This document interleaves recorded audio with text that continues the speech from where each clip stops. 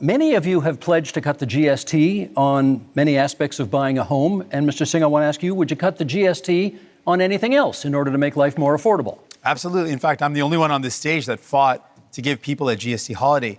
Interestingly, while the GST holiday helps working class folks, middle class folks, by taking off the GST off essentials, the Conservatives under Pierre Poilievre voted against that.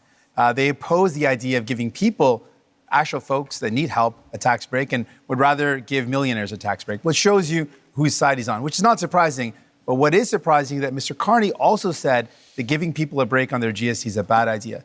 Mr. Carney, why do you think giving a tax break to capital gains folks that earn more than $1 million is a good idea, but helping a family afford their groceries, helping people afford their bills for their internet, their cell phone, their home heating, giving them relief to take the GST off those is a bad idea, but giving a tax break to people who really only earn over more than $1.4 million, that's somehow a good idea. Okay, you went after That's your numbers. You went after Mr. Poilievre first, so I'm going to give him the first shot to respond. Well, Mr. Carney, the reality is that housing costs doubled under the Liberal government. While Justin Trudeau made exactly the same promises that you are now repeating today. He promised that he would double home building. In fact, home building went down. He promised that he'd reduce the cost. In fact, it went up. And here we are.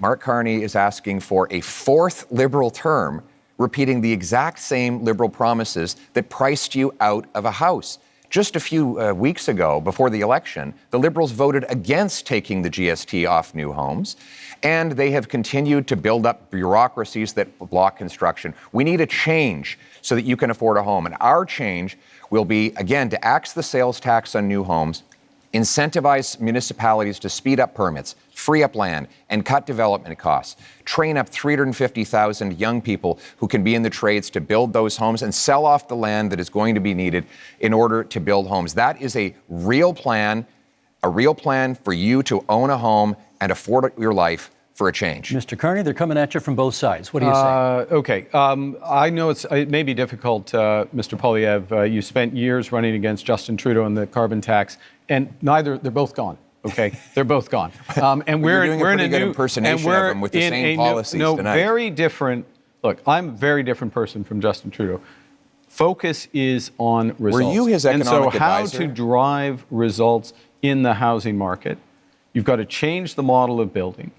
You've got to increase the financing for housing developers, $25 billion on the table for those housing developers, $10 billion for deeply affordable homes, cutting development charges in half, lowering the cost of the building of those homes by 20%, and lowering the emissions and the run costs of those homes by another 20%. This is how you drive affordability. This is how you bring young people back into the housing market. Exactly.